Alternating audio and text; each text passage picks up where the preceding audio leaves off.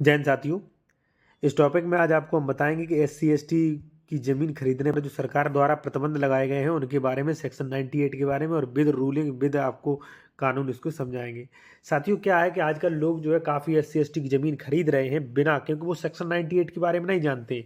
और आपने कोई भी रजिस्ट्री करा ली तो आप बिल्कुल सावधान रह जाएं, क्योंकि 100% वो रजिस्ट्री जो है आपकी कैंसिल हो ही जाएगी। 100% कैंसिल होगी, आपने बिना परमिशन की खरीदी, चाहे वो प्लॉट मकान कुछ भी हो। अभी मैं आपको विद रूलिंग में आपको दिखाऊंगा, ठीक है। और नेक्स्ट वीडियो में मैंने बताया था सेक्शन 104 पे, ठीक है। तो सब कुछ आपको वीडियो में बताएंगे साथियों। तो चलिए बात करते हैं कि SC/ST की भूमि खरीदने पर क्या क्या सरकार द्वारा प्रतिबंध लगाए गए हैं उनके बारे में, ठीक है। चलिए यहाँ पे बात करेंगे सेक्शन 98 के बारे में, आपको पूरा पढ़वाएंगे इंग्लिश और हिंदी दोनों में। साथियों, एक चीज़ मैं आपको और बता दूं, यदि आप कोई भी लीगल एडवाइस सलाह लेना चाहते हैं तो ले सकते हैं। कॉन्टैक्ट नंबर साथियों वीडियो के डिस्क्रिप्शन में दिया गया है, आप फीस पे करके सलाह ले सकते हैं, ठीक है। चलिए आते हैं अपने टॉपिक पे साथियों। यहाँ पे आप देख सकते हैं क्या लिखा है, ये थोड़ा साफ कर दूं। Section 98, restriction on transfer by bhumidhar belong to scheduled caste, यानी कि अनुसूचित जाति के भूमिधर द्वारा अंतर पर प्रतिबंध, रिस्ट्रिक्शन लगाए गए हैं। क्या रिस्ट्रिक्शन लगाए गए हैं वो आप जान लीजिए।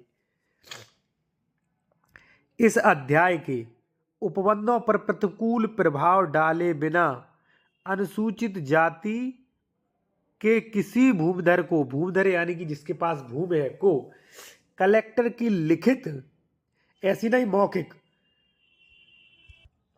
यहाँ पे स्पष्ट प्रोविजन किया गया है कि लिखित पूर्व अनुज्ञा, अनुज्ञा यानी कि परमिशन, कोई भूमि किसी अनुसूचित जाति के व्यक्ति से भिन्न, यानी कि अनुसूचित जाति से भिन्न व्यक्ति यानी कि अलग कास्ट का कोई भी व्यक्ति है, ठीक है, चाहे वो OBC का हो, चाहे वो जर्नल हो, किसी व्यक्ति को विक्रय, दान, बंधक या पट्टा द्वारा अंतरित करने का अधिकार नहीं है। यहाँ पे बहुत ध्यान देने वाली साथियों बात यह है, क्या, न विक्रय करने का अधिकार है, न दान करने का अधिकार है, न बंधक रखने का अधिकार है, न पट्टा करने का अधिकार है, अंतरित करने का अधिकार नहीं होगा। अंतरित यानी कि ट्रांसफर, यानी कि बेचना है, मतलब अंतरित ही की जाती है, यानी कि भूमि के राइट्स जो है ट्रांसफर किए जाते हैं उन्हें अंतरित कह सकते हैं, ठीक है।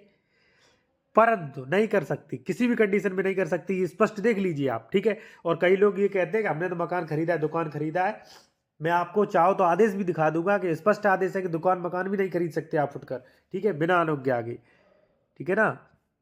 दूसरा साथियों, अब यहाँ पे देखिए, परंतु यह है कि कलेक्टर द्वारा ऐसी अनुज्ञा कब दी जा सकती है, provided that the permission by the collector में बी ग्रांटेड ओनली व्हेन, कब, जब फर्स्ट, अनुसूचित जाति के भूमिधर के पास 108 की उपधारा 2 के खंड अथवा 10 के खंड जैसी स्थिति में विनिर्दिष्ट कोई जीवित उत्तराधिकारी न हो।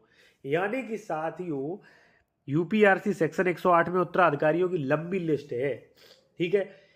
बेटा, बेटी, विवाहित बेटा, उसका भाई, उसका पिता कोई भी नहीं है, तो ऐसी कंडीशन में भाई वो बेच सकता है, ठीक है, पहली कंडीशन। दूसरा साथियों, कि अनुसूचित जाति का भूमिधर जिस जिले में अंतरण के लिए प्रस्तावित भूमि स्थित है, यानी कि जो भूमि स्थित है, ठीक है ना, उससे भिन्न किसी जिले में, अन्य जिले में से किसी सरकारी नौकरी अथवा किसी व्यापार, व्यवसाय, वित्तीय कारोबार से नियमित बस गया हो, सामान्य तौर पर रह रहा हो।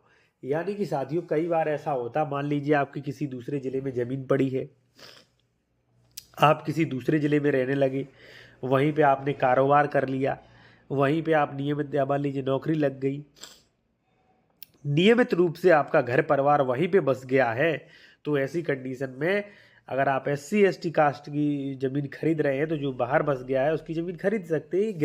ग्राउंड जो है ये बन सकता है कि बाहर रह रहा है भाई, ठीक है। दूसरा जो है वो है कि कलेक्टर को यह समाधान हो जाए कि विहित कारणों से भूमि का अंतरण की अनुज्ञा देना आवश्यक है, ठीक है। अब कलेक्टर को लग रहा है भाई परमिशन देना आवश्यक है, क्योंकि इसका कोई या तो उत्तराधिकारी नहीं है या ये दूसरे जिले में रह रहा है, ठीक है। एक चीज़ और है कि यदि वो व्यक्ति मान लीजिए गंभीर बीमारी से जूझ रहा है और और उसके अलावा मैं आपको एक चीज़ और बता दूं कि यहाँ पे आप देख सकते हैं, यहाँ पे स्पष्ट प्रोविज़न किया गया है कि इस धारा के अधीन अनुमति प्रदान करने के प्रयोजनार्थ कलेक्टर ऐसी जांच भी कर सकता है। साधारणतः ये जांच जो है वो कलेक्टर द्वारा की जाती है। परमिशन जो है वो अधिकतर एडीएम पे चार्ज रहता है और एडीएम ही परमिशन देते हैं, यानी कि अपर जिला अधिकारी। ठीक है। अब साथियों एक चीज़ मैं आप और बता दूं आपको कि यदि मान लीजिए सेक्शन 98 का आपने उल्लंघन कर दिया तो क्या होगा। ठीक है, आपने बिना परमिशन से कोई भी प्लॉट, कोई भी घर, कोई भी दुकान, कोई भी खेती खरीद ली तो क्या होगा। मात्र एक प्रार्थना पत्र से ही आपका काम हो जाएगा, जमीन जो है वो चली जाएगी, राज्य सरकार को नेत हो जाएगी। ठीक है। अब आप देखिए यहाँ पे, ठीक है, यहाँ पे आप देख सकते हैं साथियों, उत्तर प्रदेश राज्य संहिता 2006। ठीक है। संहिता के उल्लंघन में भूमिधर द्वारा अंतरण का परिणाम, यानी कि आपने संहिता का उल्लंघन कर दिया। ठीक है। तो अंतरण यानी कि ट्रांसफर का परिणाम क्या होगा। अंतरण यानी कि जो कि आप बेनामा से करते हैं उसी को अंतरण बोलते हैं। ठीक है। जो कि रजिस्ट्री द्वारा, अंतरण यानी कि अपने अधिकारों को दूसरे के यहाँ ट्रांसफर करना, दूसरे को ट्रांसफर करना, उसे कहते हैं अंतरण। ठीक है। जहां किसी भूमिधर द्वारा किसी जोत या उसके भाग में हित का अंतरण धारा 104 के अधीन शून्य हो जाएगा, वहां ऐसे अंतरण दिनांक निम्नलिखित परिणाम होंगे। ठीक है। 104 भी प्रावधान करती है। 104 तो स्पष्ट ये कहती है कि भाई आपने अगर इसका उल्लंघन कर दिया तो प्रारंभ से ही शून्य। ठीक है। ऐसे अंतरण की विषय वस्तु सभी धाराओं से मुक्त होकर राज्य सरकार में निहित तो हो जाएगी। स्पष्ट कह दिया गया है कि भाई सभी धाराओं से मुक्त होकर राज्य सरकार में निहित हो जाएगी ऐसी जमीन। ठीक है। दूसरा, उस जोत या उसके भाग में विद्यमान वृक्ष, फल, कुएं, सुधार सभी भार से मुक्त होकर राज्य सरकार में निहित हो जाएंगे। यानी कि साथियों उस खेती में, उस जमीन में जो भी मान लीजिए वृक्ष लगे हैं, फसलें हैं, कुएं हैं, या आपने सुधार करवा लिया था मिट्टी वगैरह डलवा के, वो सब राज्य सरकार को चले जाएंगे। ठीक है। और खरीद लीजिए जमीन ऐसी। ठीक है। खंड का और खंड खा में निर्दिष्ट संपत्तियों के अंतरक अंतरिति का हित समाप्त हो जाएगा। यानी कि साथियों अंतरक यानी कि जिसने अंतरित की है जमीन, यानी कि बेची है, उसका भी हित समाप्त, जिसने खरीदी है उसका भी हित समाप्त हो जाएगा। ये आप पढ़ लीजिए ध्यान से। ठीक है। इसके अलावा जो है नेक्स्ट वो है, इसके अलावा साथियों है खंड गा, अंतरक के हित की संपत्ति से किसी आसामी का उसके अधीन धारण करने वाला हित समाप्त हो जाएगा। ठीक है।